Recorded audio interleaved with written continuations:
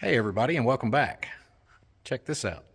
That's Stiffy the Bobber. You remember I did matter of fact, if you guys are interested in these old bikes and stuff, go back. This has been 2 or 3 years ago that I started this bike, and there's a playlist. And this bike was called Stiffy the Bobber. I think I did a video about how I did the tank and how I did the 3D stuff on the tank here and the fender and all this kind of stuff. This is actually a very, very rare frame that we're building, this panhead 4-speed kicker, period correct type bobber for a customer of mine. This has been a project that's been going on for, since pre the big C, I don't want to say the word because YouTube might kick this video out. But anyway, that being said, go back and look at the playlist. And today I'm going to give you guys a pro tip. Most of you know, but not all of you do, that I love old bikes too. And I do a lot of old bike stuff too. They're just like the restoration on the shovel head that came in the other day, next a 2-year-long project, a year, whatever it's going to be. But we're finally getting ready to wrap Stiffy up. So today I'm going to give you a pro tip about locking down rigid mounted engines in these old frames. So stick with us.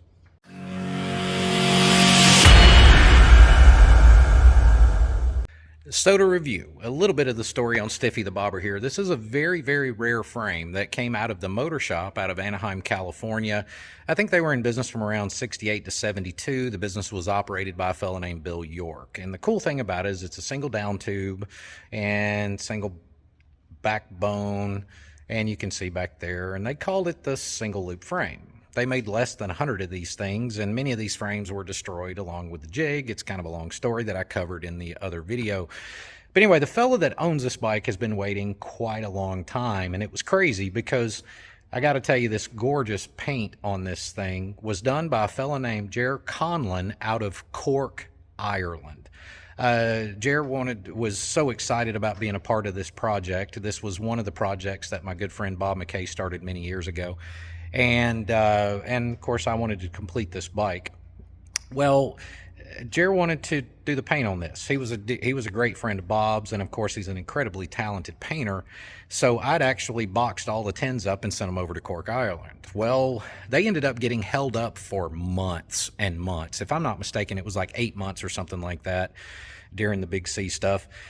And this stuff set in customs, and it was just, it was a nightmare. And then there was a few parts for this thing that I wanted to get, that was taking forever to get, and just on and on and on, you guys know. But anyway, we're starting to finally clear up these backlogs as I'm waiting for parts for other things. I know we've got a lot of you guys that are getting ready to bring bikes in, but we are on schedule with the lead times that we had told you guys are pretty close to it. So we're bringing in a few at a time. We're doing the teardowns, and then we're getting those bikes back out, doing machine work, and then we're just kind of doing a rolling 4 or 5 bikes at a time, just so you guys know. So I say all that to say this isn't a new project. This is one that's been hanging out, trying to get done for various reasons, long before a lot of you guys that were on the backlog. But anyway, that being said, today we're going to do a pro tip. I'm going to be doing a lot more videos with the shovel head and stuff on the pan head, and then we're going to get into doing, Evos and shovels and stuff. And I thought this would be a great opportunity to give you a pro tip on rigid mounted engines and bolting them into frames. So let's just kind of give you an additional quick overview. This is an S&S crate pan head. That is a beautiful Morris Magneto right there. This is a 4-speed Baker kicker. This is going to be a kick-only bike, and it's as bare bones, basic, all business sort of bobber. And the idea is to kind of keep this thing period correct from the late 60s to early 70s sort of thing. So that's kind of where we're heading with it. For any of you guys that have ever done these old engines, again, this is an S&S crate engine. This is not a stock one, but it's not uncommon at all in these old engines to see where the engine mounts here, the cases will be cracked and broken.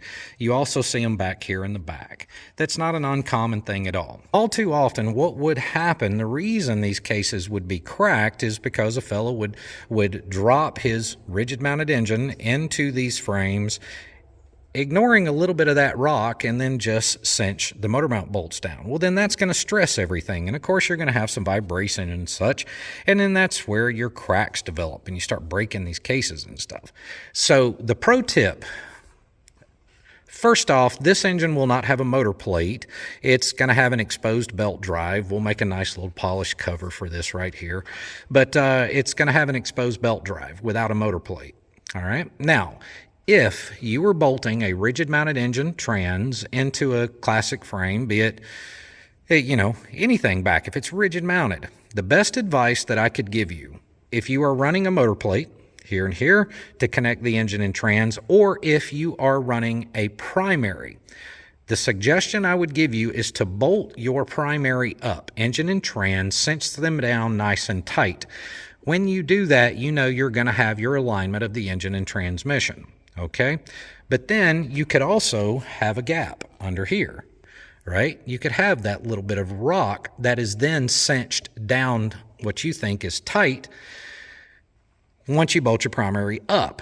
So what I would suggest, the pro tip to help avoid cracking your cases in these frames, is when you cinch up that inner primary or that motor plate, you would want to go to all connection points here, back here, also the transmission, and slide feeler gauges underneath.